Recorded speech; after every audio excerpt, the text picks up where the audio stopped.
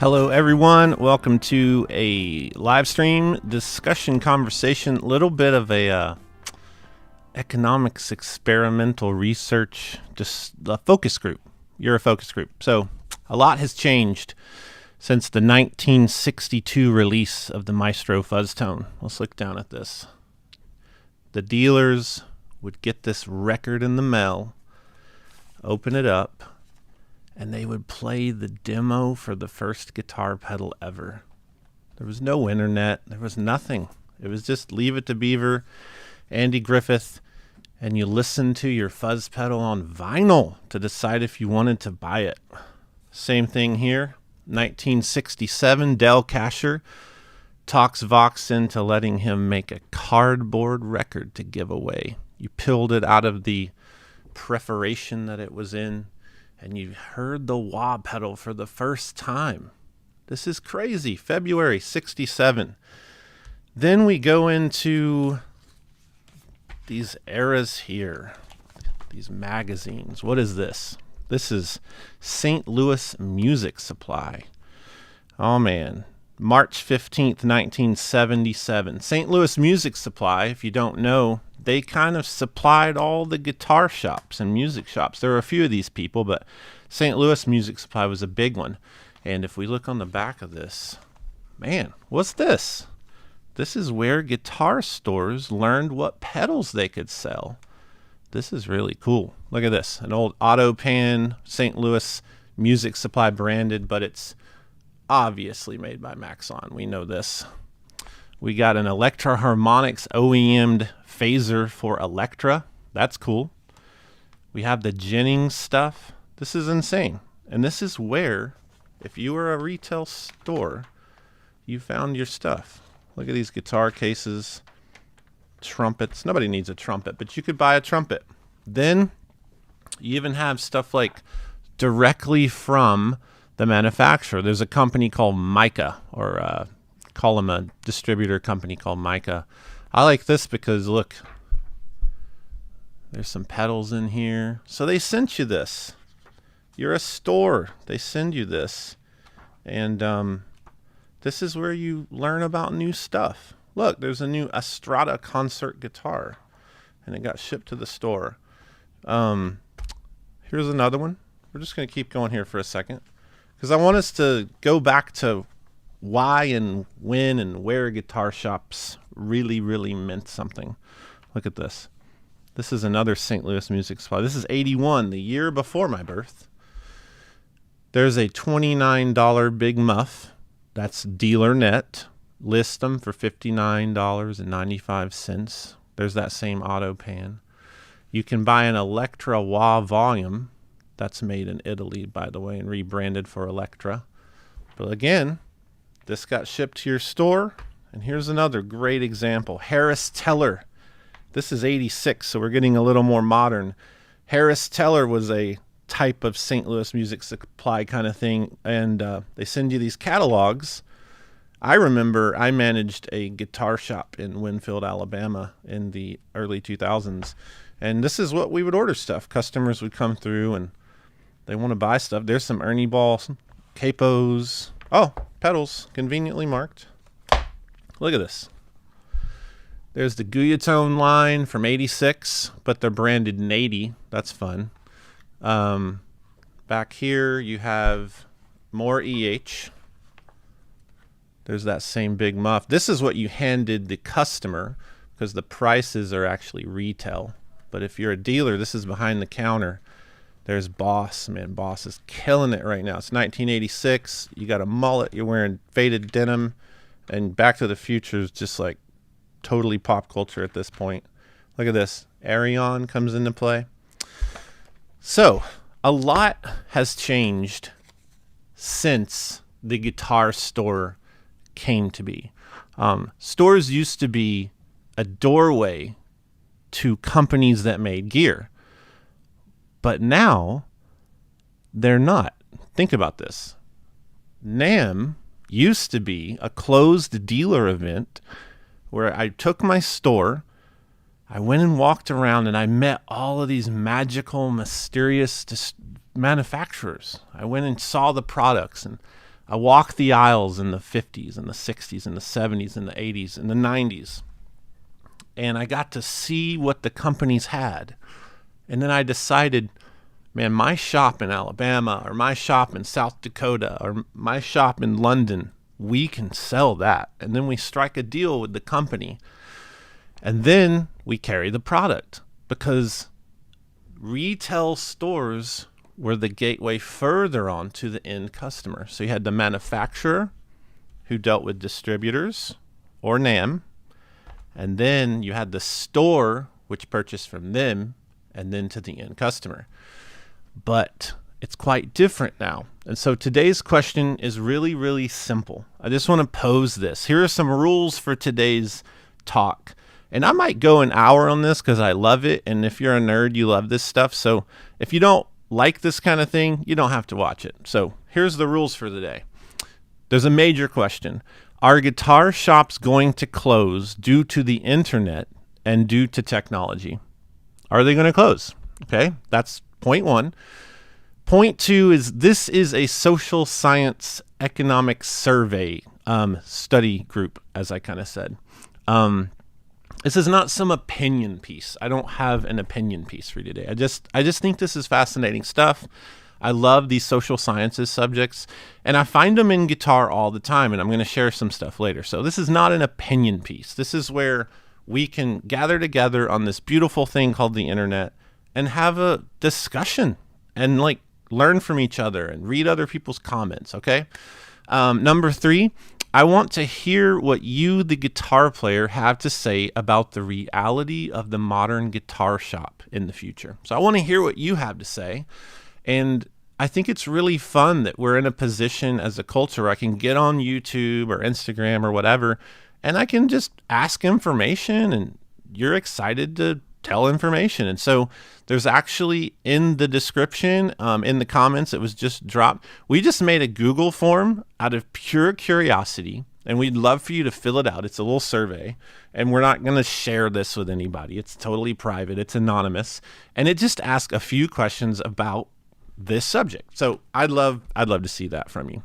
Number four, I have some really special guests on today. People I consider excellent voices in the space of guitar shops, music retail, and one really dear friend, Joel of Chase Bliss, who's going to just share briefly about his experience going all direct and walking away from dealers. So just like, I want to show two sides of the story, maybe three or four sides. And I just think that it's a really fascinating time to be able to do this. Point five quickly, and there's a point six. Point five is, I see everything through pedals. So I don't claim to be some guitar genius retail expert. I don't claim to do that at all. I do know tons about pedals. I know tons about history. I know a lot about guitars. I have bought and sold guitars for almost 28 years. I made I know a lot, but at the same time, I see things through pedals, and that's what I can offer you. And many of you may want to go on your own YouTube channels and spark discussions with your groups. Maybe some of you are like high-end vintage guitar collectors. Maybe some of you love drum machines. Like, this subject applies to all of the MI industry, the musical instrument industry.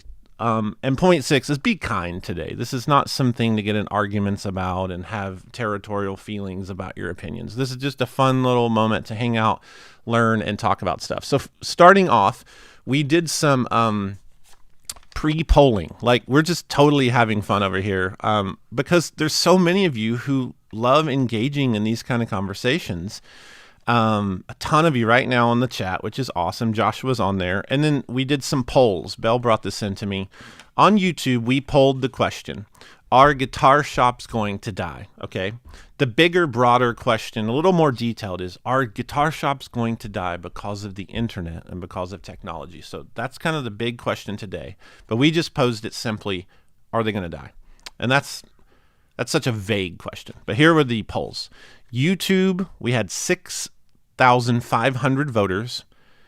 80% of people said they buy online, and 20% said they buy in store. So this was the specific poll of where do you buy stuff coming out of this question. So 80% of people, they buy online, 20 buy in a store.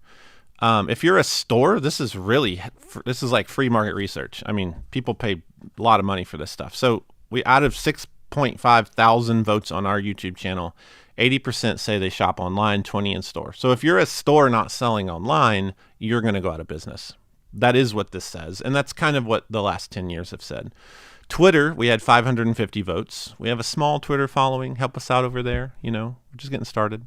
Actually, I've had Twitter for longer than any of the other ones. I just don't use it. 83% said online. 16 said in store. We're missing a percentage. I'm not going to let that haunt me. 1% just hates gear. That's what I'm going to say. The Instagram poll was 50-50. So there's some free market research if you're a store. Let's look at some comments. We also kind of vetted out and just did some comments here. These are our favorite 15 comments about this that we pulled from Instagram and stuff on our posts. Charles B. I really want to support my local store that's been so good to me my whole life. I'll deal with the hassle of driving to a brick and mortar and ordering through him if it doesn't have it in stock. Not always possible for every pedal, but it's make the effort. So that's cool. Pollinators, great band by the way. I have this record. They sent it to me. Hi, Pollinators. Used to be the Davenport Music Go Round. Rest in peace. I used to shop at Music Go Rounds. I feel you. But these days, it's usually Reverb. So, all right. SJM. Pre-COVID, I bought everything in physical stores. Obviously, I've only shopped online for the last few years, and the only music shop in the city shut down 2 years ago anyway. The nearest shop is now an 80-minute train ride away. I'll be online from now on. All right. I think this is a very, very, very common thing right now. Soccer Mama, not to be confused with Soccer Mommy, the award-winning indie artist. In shop, too much gear has arrived damaged or not working in some way. I like to test before I take home. That's a great viewpoint. Next, Ex Libre. In store, no one really knows what they do unless they are pretty well known. This is a really good point. I tried a pulp and pill at a guitar center, and when I asked the guy about it, he assumed it was a Phase 90. Oh. I'd rather just look online for tutorials and reviews and buy them there. Paul Hudson. I like to buy in store, but stores tend to carry limited inventory, so that makes it hard.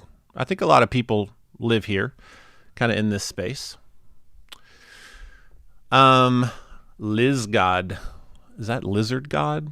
Not Lizard Queen, Lizard God.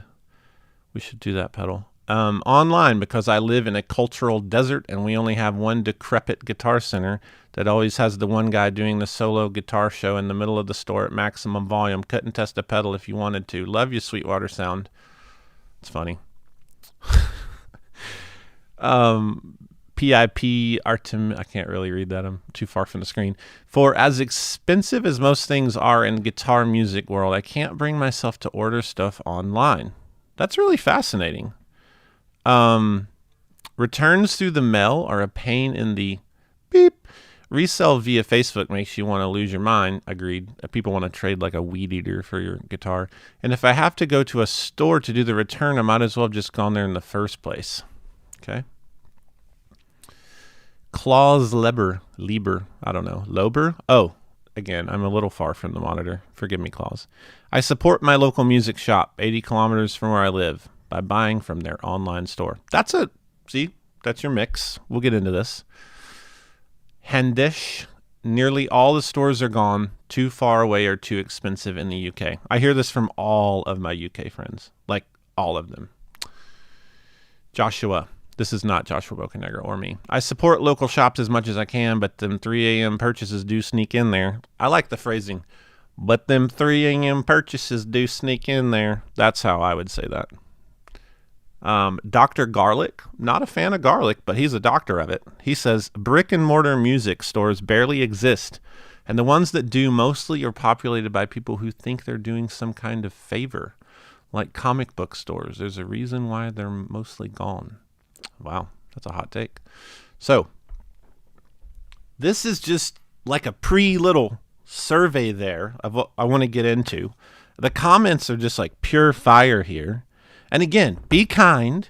This is just a really fun, just social, human social kind of study economics thing here. This is such a fun opportunity to have such a big crowd of people think about a thing and do it in fairness and in evenness and not get hostile. So let's keep that going. And if you are stupid in the comments, we'll just block you or something. So let's keep going. So before we answer the question, and again, you don't have to watch this. I can already feel some people asking when am I going to play Freebird or something. We're not going to play guitar today. We're going to talk. So here's another point I want to jump into.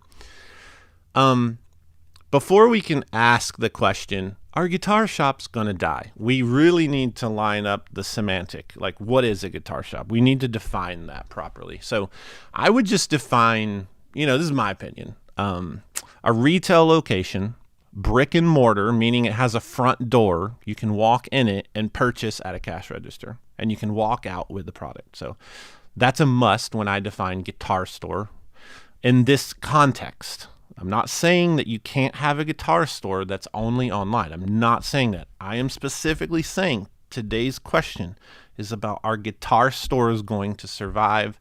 Are they going to die? Based upon the idea of a physical retail brick and mortar.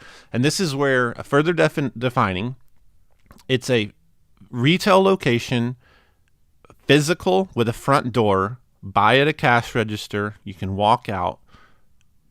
Guitarists can try things out, they can learn about things, and they can be educated about, and they can purchase what they want. So there's this experience, right? My son, every time we go to New York City, he wants to go to the Lego store. We buy Legos online, right? It's 2023. But he wants to go to the Lego store. There are these things in our humanity where we want that place that's always going to exist to some extent. And that's kind of what I'm getting at here. Is that going to last in this context? So some quick guitar shop history. It's a little hard to know when the first guitar shop happened. And this is important because if you're going to answer, are they dying? You need to answer what they are and where they came from. Because I don't think you can understand what's going to happen to something if you actually don't even understand why it happened. A lot of people just jump to conclusions, especially in the internet age, and just start spouting off hot takes. But we need to know why guitar shops happened. Because if we can understand why they happened, in economics, we can understand that they were supplying a demand. And this is important because in 2023, is the demand the same? And can you supply the demand the same? So let's go back to the beginning to understand the future. I'm going to put that quote on a t-shirt. All right. The first guitar shop is probably Ernie Ball, the man, opened in, I think it's Tarzana, California in 1957. He was kind of ridiculed. I believe I did an interview with Brian Ball. He kind of told me, he was misunderstood. Like, this is never going to work. It's a guitar shop, right? So I think it's Ernie Ball 57. There's probably stuff before it. The point is, let's say the 50s. Then the Beatles appear. We have stuff happen. So 57, we go through some stuff here. 57 up, you've got Buddy Holly's playing a Strat. Kids want a Strat. You get into the 60s. You got some real interesting exploration of the guitar happening. But in 64, the big thing happens. I think one of the biggest things, and it is a creator of demand. So in economics, to understand if a store is going to stay open, they need to have demand. Well, one of the greatest demands ever for guitar came in 1964 when people sat in their living room. 70 million people watched the Beatles. They saw George Harrison playing a Gretsch, and they saw John Lennon playing a Rickenbacker, and this was massive. They saw Paul McCartney playing that little Hofner bass. This was a massive push of demand, and stores started really happening to supply that demand. Again, this is all just economics 101. You have to have a demand, so where does it come from? So these stores start opening. Ernie Ball opened that one in 57 because that California scene was huge.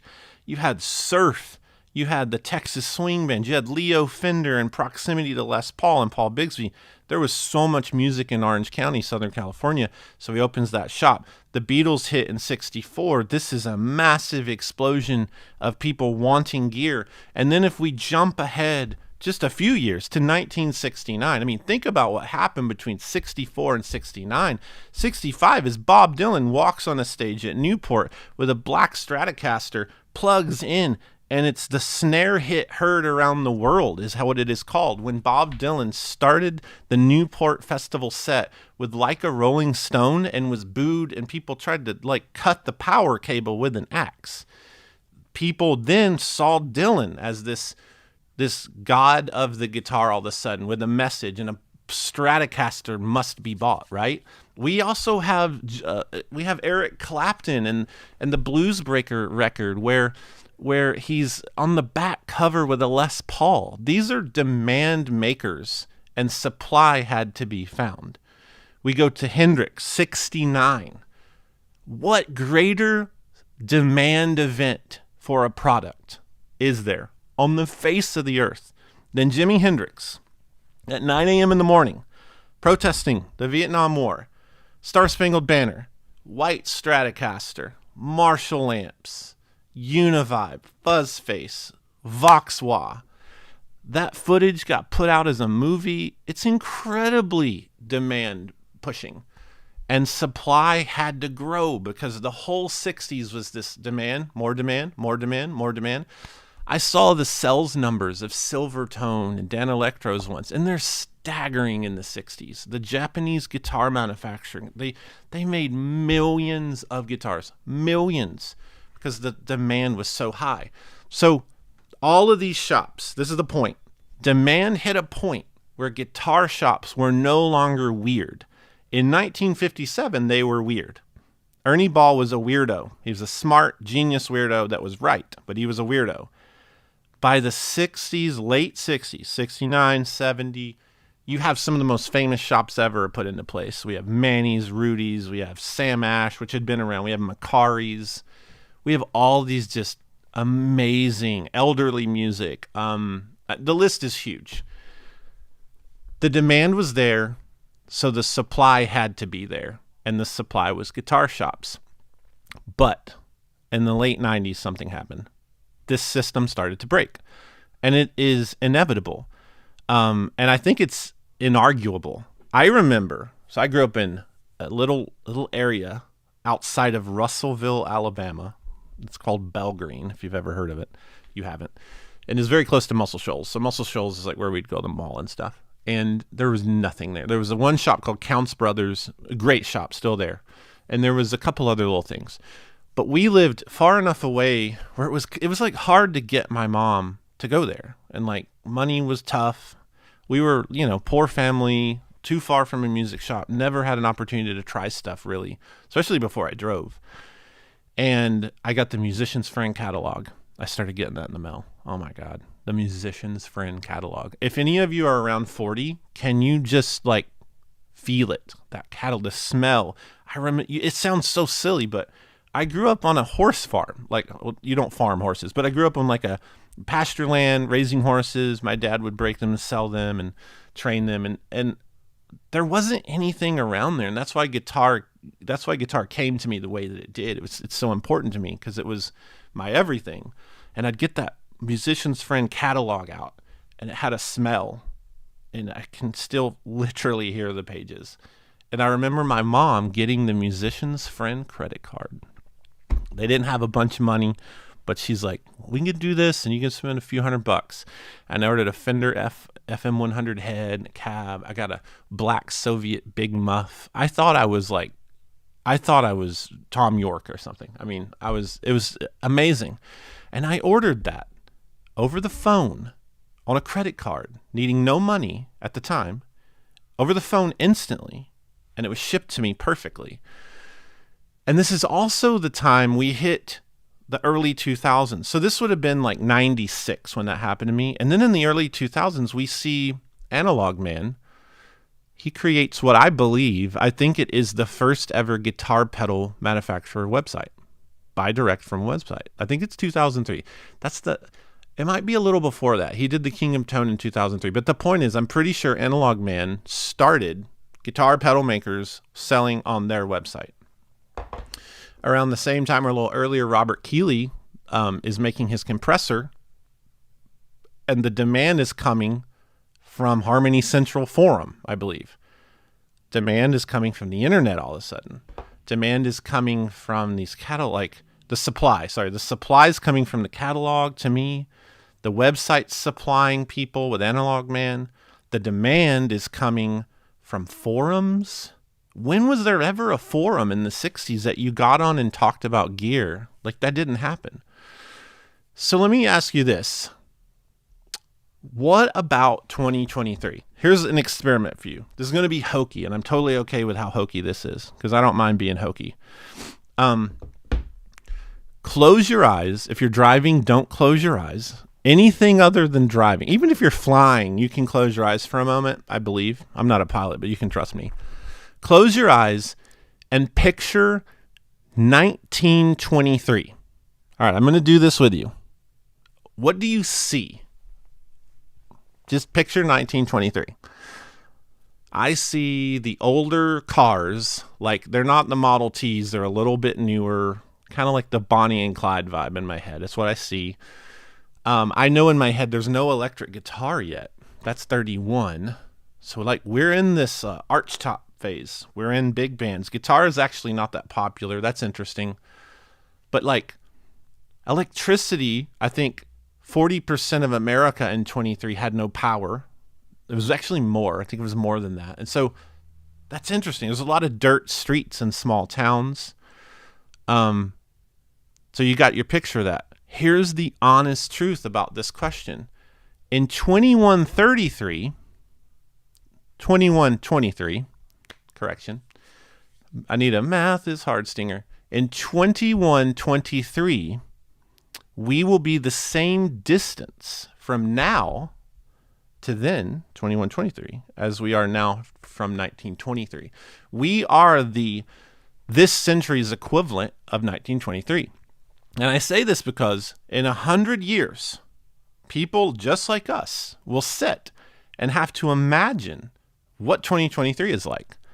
What the crap is 2023 like? They're going to look back and go, they held their phone in their hand or whatever. They'll say things like, yeah, that's when like the blockchain was kind of invented, like the blockchain's like old news. They'll say stuff like, yeah, they still had paper money.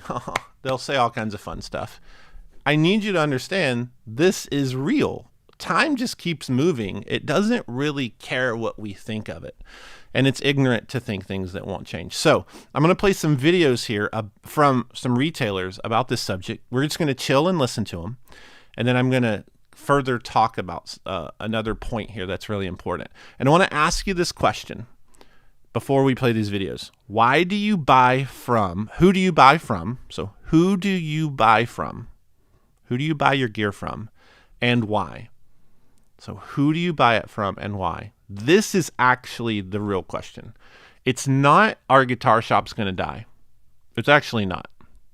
That's not the right question. The real question is, in 2023, who do you buy your gear from and why? And we'll answer that after these videos. So I'm just going to play a few. Let's start off with Lee Anderton. He's over in the UK. He says my name the best of anyone because he's British. So here's Lee Anderton. I'm just going to play some of these. Anderton's amazing. Go check out their YouTube channel. Fantastic people. Good morning. This is Lee from Anderton's Music Company. My friend Josh Scott, I believe, is doing a live stream on Are Guitar Stores Dying? I do hope not.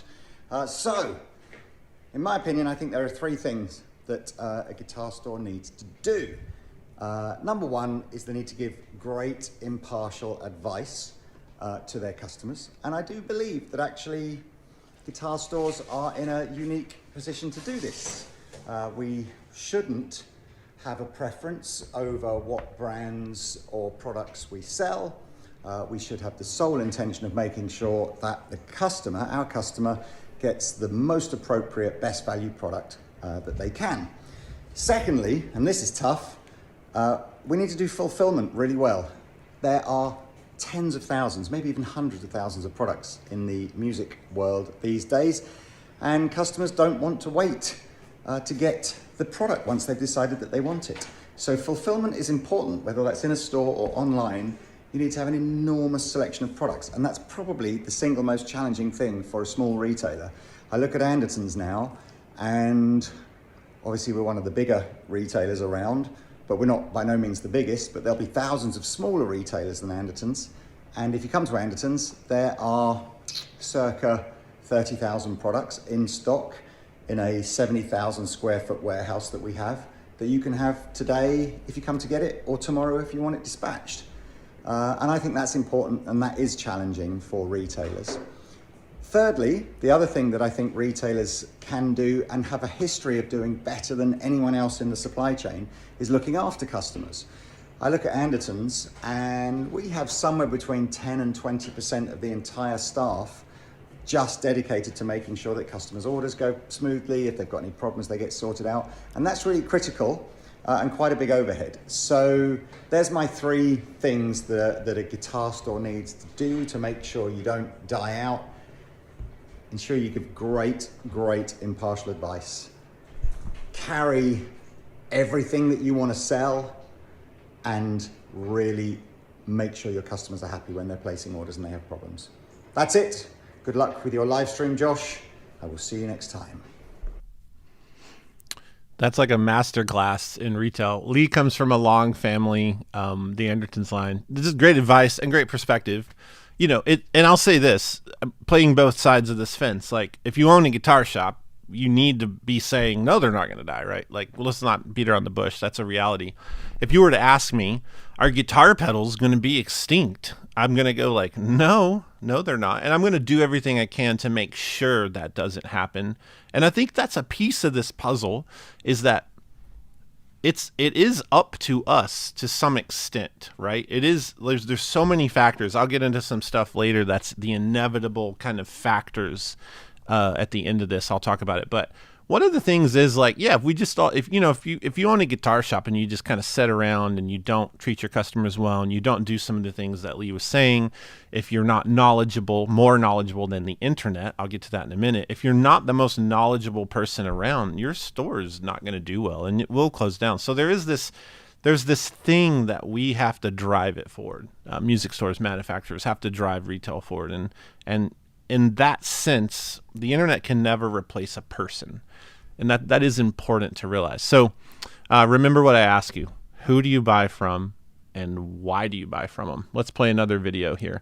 This is, this is a good one. This is Eastside Music Supply, one of the most stinking amazing guitar shops ever. This is Blair White. This is a shop in Nashville. In Nashville, you can throw a rock and hit like 9 guitar players. And this is the perfect place for a shop like this. They have tons of pedals. They curate really well. Every time I've been in this store, I have watched people walk in and walk away with pedals. And it's like the most freaking amazing thing to see. So this is Blair. Hey Josh, thanks for reaching out, dude. So, our guitar store is going to die. Well, I hope not, because that would not be good for me personally, and it wouldn't be good for a lot of people in our music community here in Nashville. But the truth of the matter is, there are guitar stores that have died, and there are more guitar stores that definitely will die.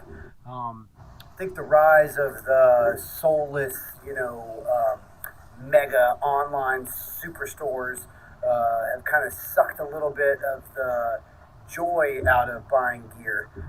For me personally, which is kind of one of the reasons Brandon and I opened up Eastside to begin with. We wanted to play the stuff we were seeing on the internet. The internet itself was not enough for us. And it turns out that a lot of people in town felt the same way. We've been embraced by our local music community, which has been really, really great. To just kind of be a part of what's going on here in Nashville specifically, but also to be a destination for people traveling across the country. But when they come in, they talk about going to see all the stores. So to me, the answer is no, the guitar store is not going to die completely. You just can't replicate the experience of going into a guitar shop by shopping on the internet. It's just not the same. Twisting knobs, putting your hands on the neck of a guitar. You can't get that out of a website, even if it's all nice and fancy. Um, a lot of this does have to do with supporting your local shops, though. So you gearheads that are out there, make sure that you support your local mom and pops, your independent music stores. They are a ton of them that are out there trying to provide you a place to come and build community and try things out, buy things, trade and sell, and all that kind of fun stuff. So yeah, shop where it counts. Your dollar matters, and it will definitely be a big factor on some of these shops surviving through the internet age or not. We're not going anywhere. So that's all I got to say about that. I love it. If there's ever a shop that carries pedals, so again, my world, I'm going to lean into my world. Eastside Music Supply is probably not going anywhere. I mean, the place has cracked the code. Perfect geography, perfect expertise, really good stock, good curation, great customer service, great vibe, and they're bridging the online thing too. They're a great shop, and I love his points are just dead on. So again, I ask you, we'll do some more of these in a second. Let's go through a thing that I find most interesting in the process of trying to answer this question. The question is, are guitar shops going to die in the future due to the internet and technology? And then I think the better question we need to ask to answer that question, this feels like a philosophy class. It is. It's a philosophy of pedals and guitar shops and stuff, and it's important to discuss it. That's why we're here. But this question is, who do you buy from and why? This really is the big question. Who do you buy from and why? So one of my absolute favorite subjects are the incentives of economics. So economics, the study and the genre of study, it's one of my favorite things ever. And there is this golden rule in economics. Any economist, anyone who studies this stuff will line up and tell you factors about this. But it is the simple statement, paraphrasing, the world functions because of incentives. The world functions because of incentives. So whether you like this, whether I like this, whether JHS the company likes it, whether Eastside Music Supply likes it, whether Andertons likes it, whether Sweetwater or Sam Ash or Guitar Center like this is the truth. The entire world functions because of incentives. Every single thing you do and I do and a company does and a store does is because there is an incentive on the other end, and you weigh the incentives, and that's why the world moves. It is the racetrack with the carrot dangling in front of the rabbit, or is it the dog with the chicken? The rabbit in front of the dog on the racetrack. You get the point. The incentive to run is in front of you. So let's break down the three major incentives that kind of define this idea in economics, and they're really fascinating. And I want you to find yourself in these. So again, this is a big old study group thing. This is a fun little project here. Remember, there's a survey in the description below. Click it, go in and fill the survey out. It's just going to be really fun to learn, kind of where everyone's at in 2023. Here are the three major defined forms of incentive. Everything in the world, everything fits into this. Guitar is not in a vacuum, so it fits in it as well. The number one, these are not particular order, but the first incentive is economic incentives. All right, so economic incentives is the most popular. If I had to say number one, it probably is. It is the fact that you go to a job because they pay you money. The incentive to go to the job is economic pay. You get paid money. All right, that's the truest form of economic incentive, but there's another couple ways to slice it. You try not to speed in your car because of two incentives. I'll get to the other one later. The main one is that you don't want to pay a speeding ticket. That's an economic incentive the legal system has put in place to keep you from speeding. They made a rule that you will have to pay money if you speed. And so you're going to choose not to speed. The incentive to drive slow is money. economic incentive. And another way to look at this is 99% of all of you, and I believe this from 15 years of experience with JHS and a lot more before that as a gear reseller and a vintage guitar buyer and stuff, 99% of you and me, we purchase our gear based on the price we can afford. You're not going to buy a $10,000 vintage Jazzmaster if you work a job that's paying you, $9 an hour. You're not. That is an economic incentive. So you made your purchase based off of the incentive, which is, well, my incentive, I can afford this. All right, social incentive is number 2. Social incentive. This is a really important one. I grew up rural Alabama. I'm trying to use some personal story here. We had a Big Star, great band, by the way. It was named after the grocery store. And with my mom, we'd go to this Big Star. And one day we were in the checkout line, and I saw a picture of a random guy behind the cashier, and it said like "Do not sell to," and I was like, "What is this?" I think it was like 9. I'm like, don't sell. What did this guy do? Did he like murder someone? They don't let him in Big Star. Like Big Star has rules. Like it just felt really weird. So I remember asking my mom, and my mom was just like, "Oh yeah, he bounces checks. And if you bounce a check, you write a check. This is an ancient thing. There will be a day when this video is viewed, like some 100 years from now, YouTube's up. Someone's watching this." And they're like, "What's a check?" Well, a check was a thing that you wrote out, a guarantee of money, and you handed it to the person, and if you didn't have money in your account, it bounced, and then the person, Big Star, never got their money.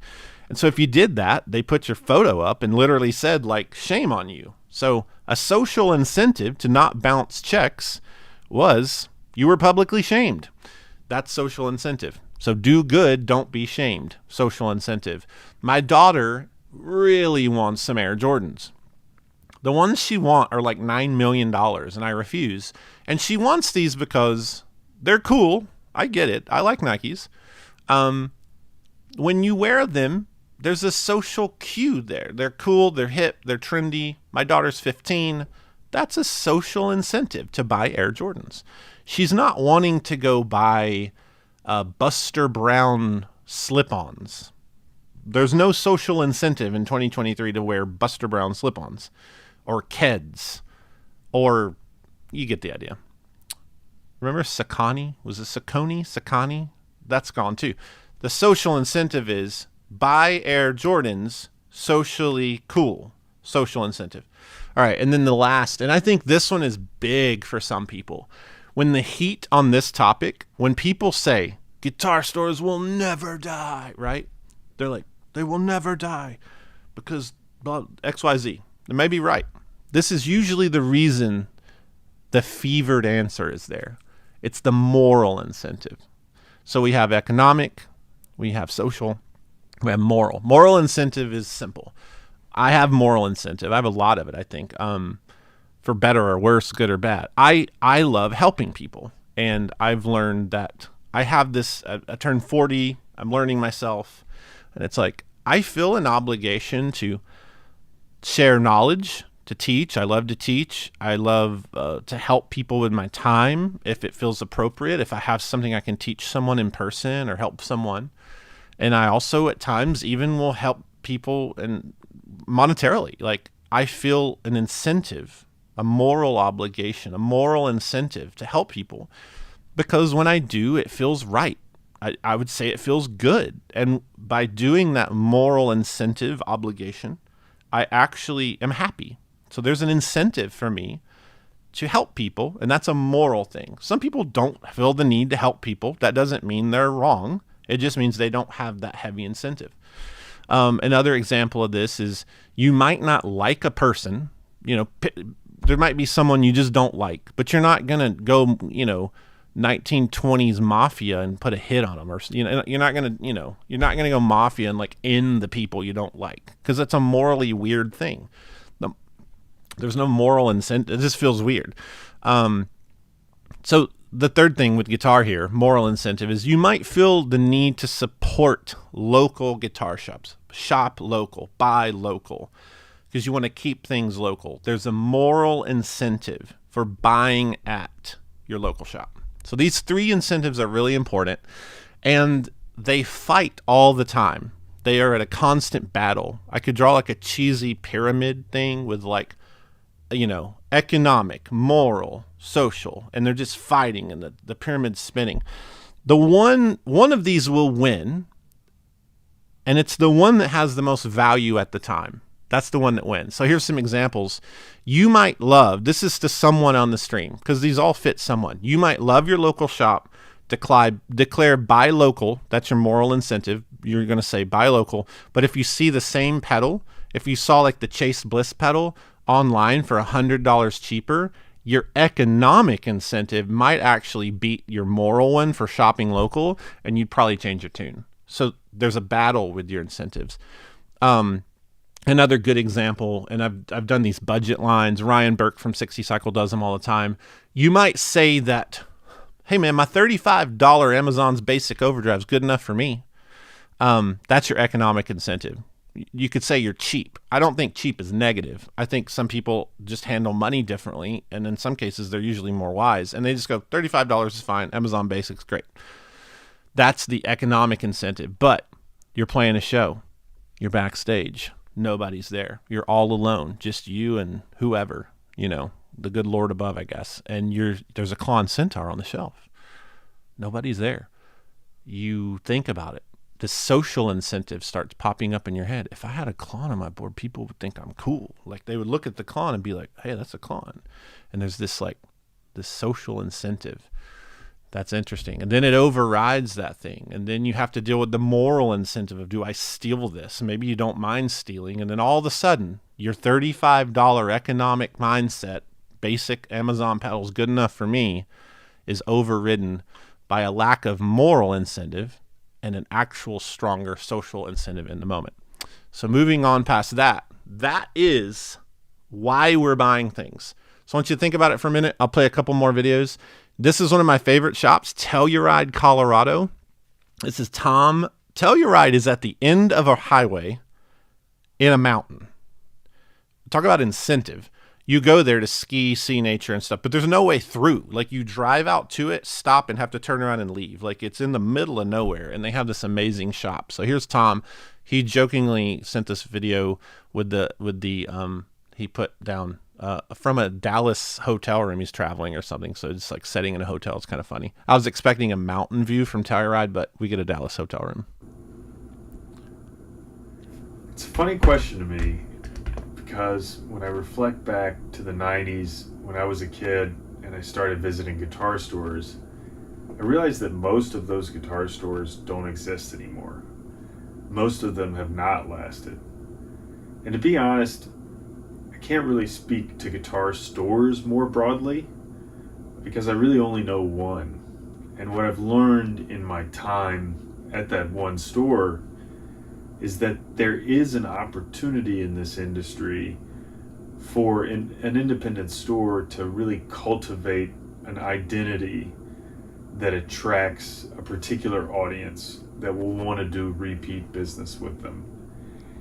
And there's a lot of different ways you can really cultivate that identity. It can be a niche of some sort, be it expertise, be it a location, a destination, or just a community of musicians surrounding the store.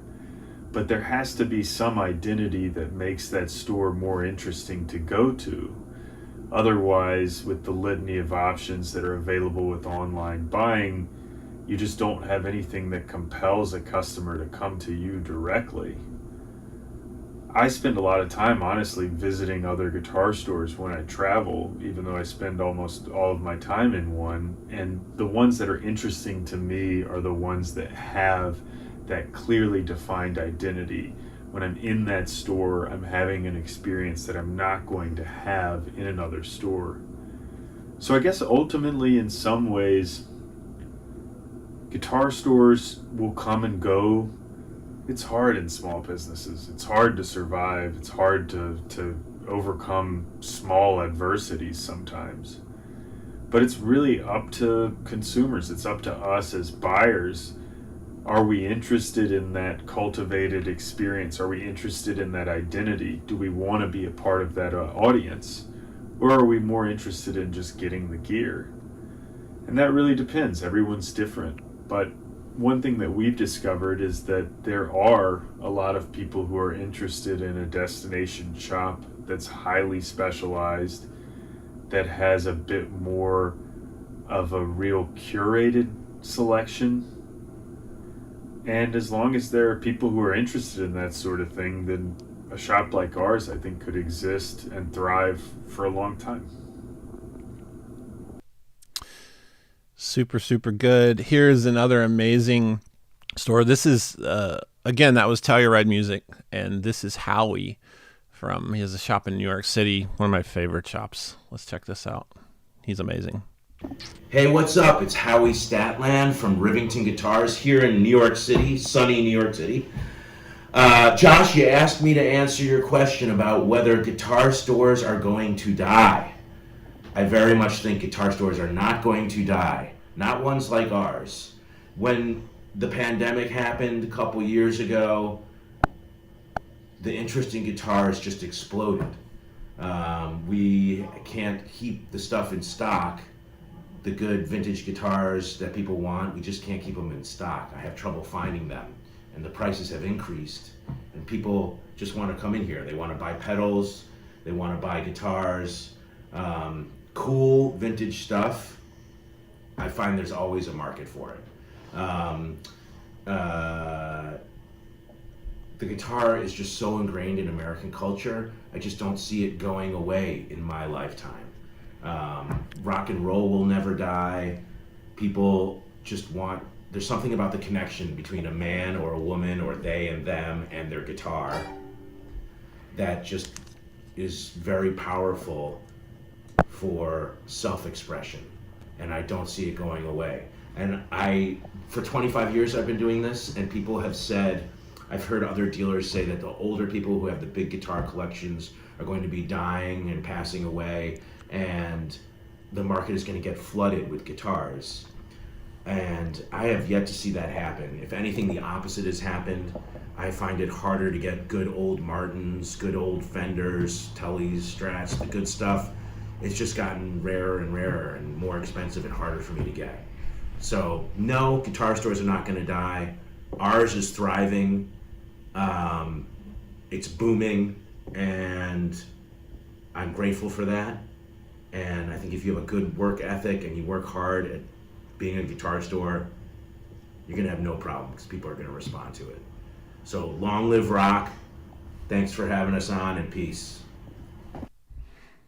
I love it. Great. That's such a great shop. If you're in New York City, go there. Rivington Guitars. Yeah. So many fun things to think about. I have a really cool video from Joel of Chase Bliss coming up in just a second. I feel like it's like a late night show, and there's like a vibe, and I have some special guests. I want to lean into the pedal thing. I warned you that I see things through pedals, and the incentive, the factor of who we buy from and why is a really fascinating thing. I think there are forces that we do not give credit to. We think we're totally in control all the time. And I find this really fascinating because there's some historical answers to why certain pedal companies grew. So I want to show you something here. I showed you this catalog. This is from 1986. Let me grab another year of this same catalog. Hold on. Something really interesting happens. So we jump from 1983 to 86. In 83, when we flip through here, I told you I was a nerd. I study these books, and I have a couple friends, and we study old pieces of paper, and we're trying to make a database so people like you can get on and find all the old ads and stuff. It's one of my dreams before I die to make a guitar pedal history database. But let's look at this. Electro-harmonics. That's a haunting image, by the way. That's a small clone that doesn't really exist. The font, never mind. That's a whole other episode. Moving on. I want you to notice the brands. This is important. Electro-harmonics. All right. Same distributor. We have Schaller. Really cool to see that. Ibanez. Keep your head here. Ibanez exists. Boss. And you got like Cortez. weird. There's like Japanese OEM kind of products. Echoplex, and you're kind of off to the harpsichords. All right. So we saw Ibanez, right? Watch this. 83, 1 year after my birth. I just like saying after my birth or before my birth. 86, same exact distributor, 2 music stores. So this catalog is the gateway to the store. To they're the in-between Boss. Like, you don't go straight to Boss, you get your Boss from Harris Teller for your store, right? That's how this works. And because you kind of sign up and commit, this gives you access to everything. So you don't have to buy these big, large, you don't need to buy 1,000 drumsticks. You just sign on with the company. If you need a drumstick, you order a pair of drumsticks, right? So this is the same thing here. All right, look at the brands. Schaller's there. No big deal. Nady shows up, which is just relabeled Guillotone. EH is still there. Huh. Someone's missing. Boss. Straight to Boss. And this appears. Arion. This is a really cool moment here. People like to think they know why they buy what they buy, but check this out. Boss and Ibanez, literally, they freaking ruled the world in the early 80s. There's no bigger force here. The 9 series Ibanez, the Boss pedals, they rule the world. And all of a sudden, Ibanez says, we're not going to let our pedals be distributed anymore. We're going to go directly to stores, which was a pretty gutsy move and very difficult for them. And in the gap, a brand new brand brought in part to the market by the same guy who invented the Fox Tone Machine and later Dan Electro pedals in the 90s.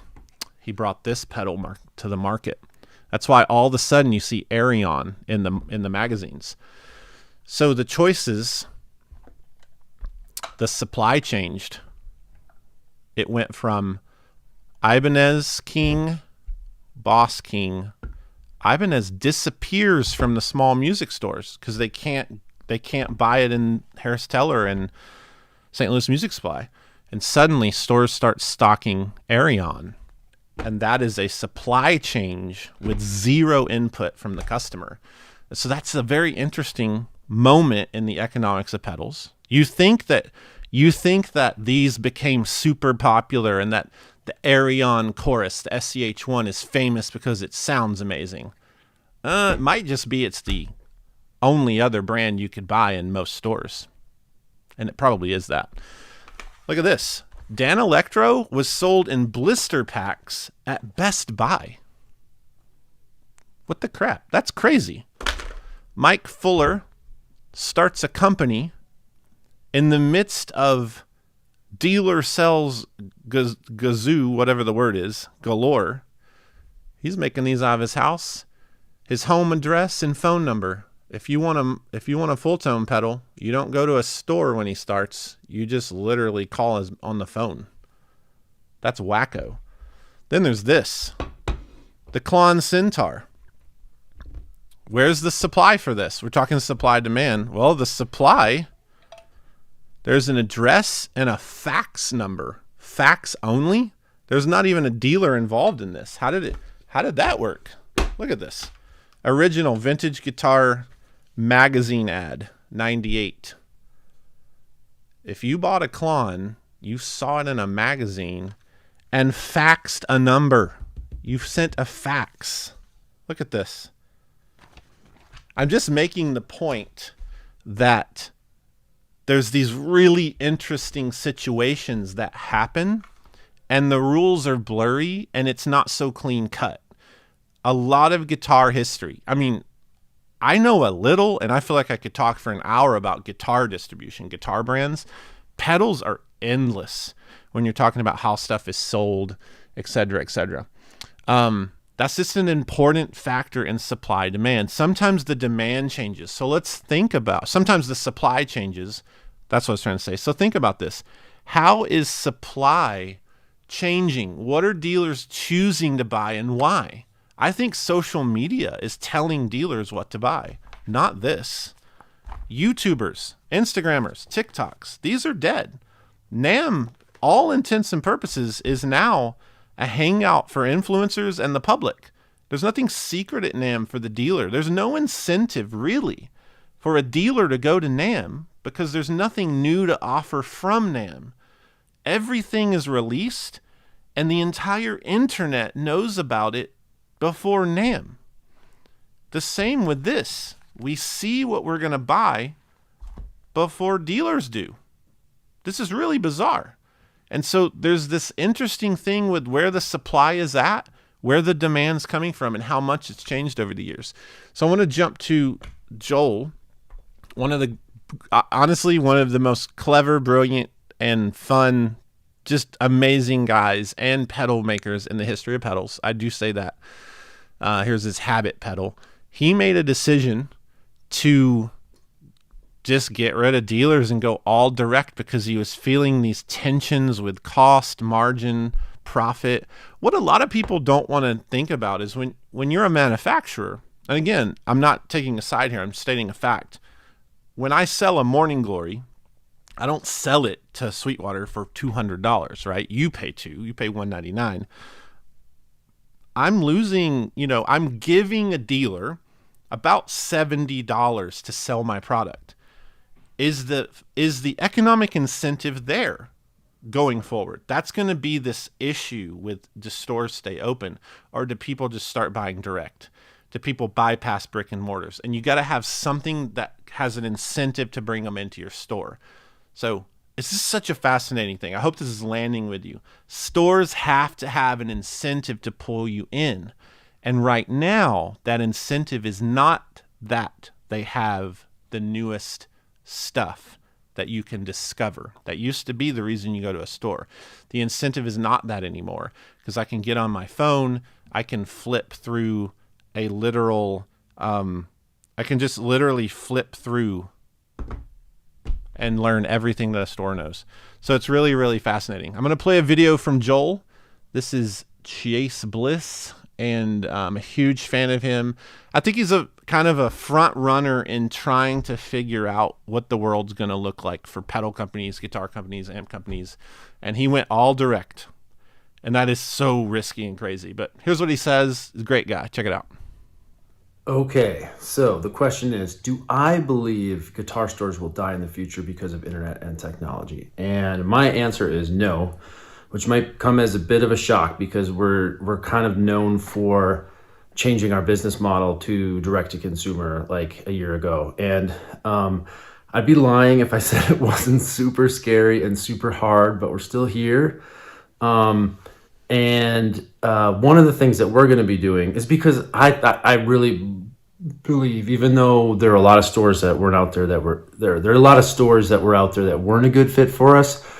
Some guitar stores are just undeniably amazing. And the problem is that you'll have a really awesome guitar store that has employees and overhead and stuff like that, and everybody's selling online, and then someone's in an apartment a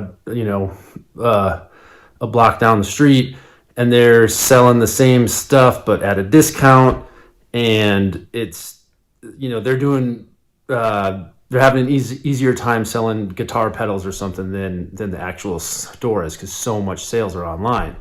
So what we're doing, and we're starting actually with East Side Music Supply in about a month, and we're going to add like one dealer, maybe two a year, and they can't sell online, but because it's going to be so unusual, we think, to have Chase Bliss pedals in a store, that'll be worth it for them.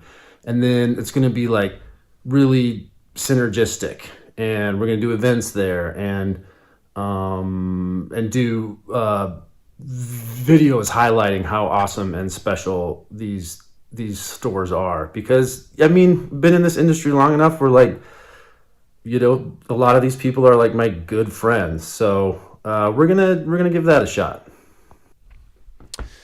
Cool. Let me read a couple more comments here. Mayor Cam says, to the question, our guitar shop's going to die. Depends. I usually try to go to my local vendor first. If they don't have what I'm looking for, I go online. This is from Farting Koala Bear. Great name. Yes. He's just like, yeah, they're going to die. That's interesting. Randall Brown, mostly online to get the very specific thing, but occasionally something unexpected is just sitting there in a shop. That's a good viewpoint. Jonathan Padilla. I agree, and I can only speak of my locality. Stores normally carry them and just sell them, and really can't advise based off my needs. Better to do my own research. Honestly, I find some live chats more helpful than visiting a store. This is a huge wake-up call to retail. Like, that's just so crazy. And it's just because of there's so much information on the internet that the internet is becoming more of an authority than a store might be. And that's why places are doing really well. You know, you call Sweetwater, you get an expert, a true expert. Eastside Music, you get an expert. And that's why certain stores are thriving. Totally online. So this person thinks it's all going online. KDC, I try them in store and buy them online. And there's a cigarette. Wow. Okay. Yeah, this happens right here. So that is definitely the economic incentive. He just tries them in store, buys them online. There is not a choice for both. So this person's stating both, and I like that. It doesn't have to be either or.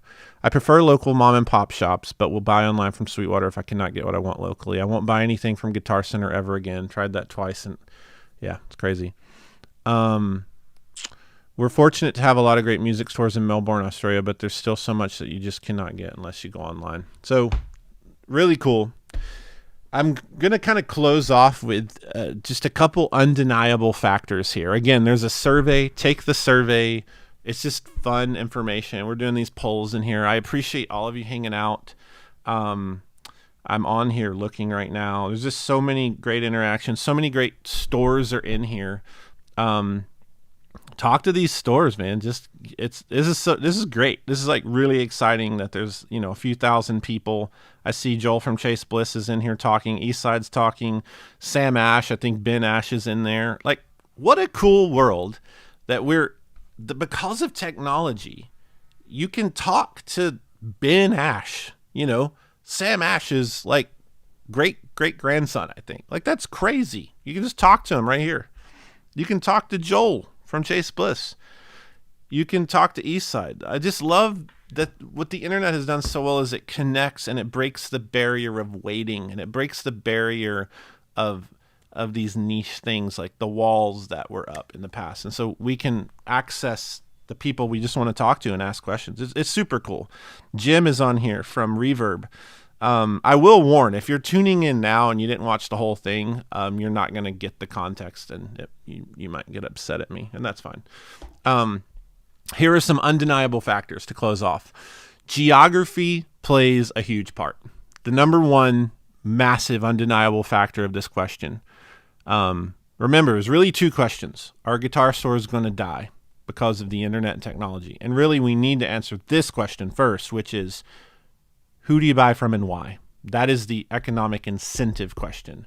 That answers everything, and you can't lie about that. Some of you may even sit there and think that you have the moral incentive that I'm going to support my brick and mortar, but if you go look over your credit card statements, it's all Reverb or it's all online. And so there's a tension in reality, and so that's what I'm trying to jump in today and just kind of pick your brains and see where you're at. But geography is undeniable. There will always be, in my opinion, healthy, amazing guitar shops in major metropolitan areas. New York, LA, Tokyo, London, Nashville, Chicago. They're always going to be there. I think that we heard Howie from Rivington talk about he's there in New York. I mean, did you see the vintage guitars? It's amazing, which leads to my second point.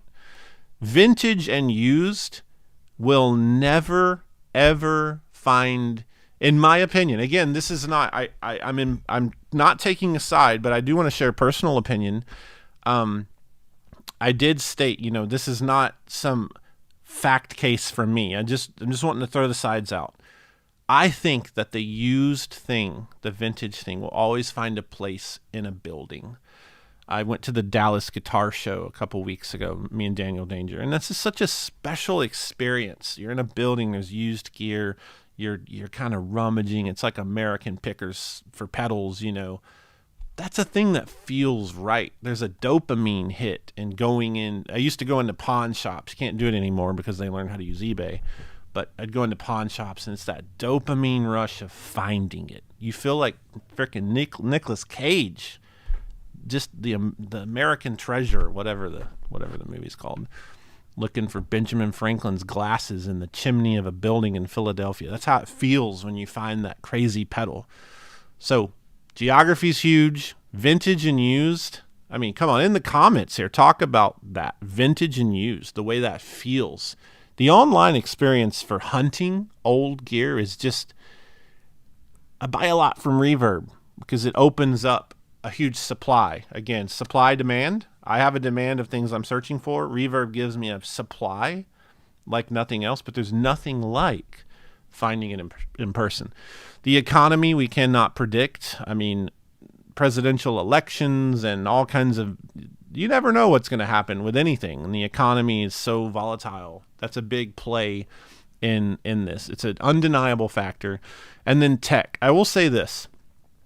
I've really tried to strive. I'm going to close here. I've really tried to strive to not be like my dad. I love my dad, but I don't want to be like my dad about new tech the way he was about the internet. My dad's still never been on the internet. I kind of admire it. I actually do admire it. It's amazing. He still has a flip phone. He could care less. But there is a thing in him that was scared of it. And I think there's a part of him that could have used it in a few ways. I feel this way about new tech, specifically like, the AI stuff and virtual domains. It's so interesting. Tech is going to play a part in this. What if, my son plays monkey tag on Oculus. It's the most ridiculous game. But what if you could use that tech in a better way? Like in a few years, it's crazy. What if you could virtually walk through a store somehow? What if there was a way that worked, where you're walking through a Chicago Music Exchange, like in a real way somehow, with customer service there? And there's something to that. And I'm 40 and I kind of want to laugh at my own statement, but my kids, they don't think that's silly. And this is what happens. This is how we get to 21, 23, and people looking back at us like we look back at 1923. We think the world will never change, but the world always changes. So, who do you buy your gear from, and why do you buy it? Is it the economic incentive? Is it the moral incentive? It's just interesting. Like, what incentive is it? Economic, social, or moral? So I'm going to close, and I'm just going to encourage you to take the survey. There's a link in the description, and go buy gear from your favorite shops. Go buy gear from stores that treat you well, from stores that are honest, from stores that educate you. This is another fact. We buy things where we learn about them, period. And the music stores that don't accept that, they have a hard fate. The reason you go to Rivington and you talk to Howie is he's a freaking genius, and he knows everything about all the guitars and the pick guards and what screw goes where, and you learn and you buy it. The reason you call up Sweetwater to ask about the dongle connector for the mixer to the thing, and they know everything. You learn and you buy. The people that serve you well, go buy from them. And I think that'll kind of shape how this pans out. I'd like to give a big thanks to Eastside Music, Anderton's Music, Telluride, Rivington, Joel from Chase Bliss. Thank you so much. These are actually, I've been going through the Sam Ash archives doing some study. Thank you, Sam Ash, for letting me bring some of this home to scan. But these were very useful in the discussion today. That's it. Have a wonderful day. Think about why you buy stuff. Think about who you're buying from. And think about the next 10 years through the lens of incentive. Economic, social, and moral. It's really interesting. I love it. You guys are great. There's so many great comments. This was long, and if you hung around, you're in my super nerd club.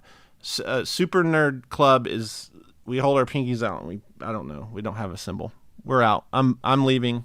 This has been wonderful. I appreciate you all. Bye.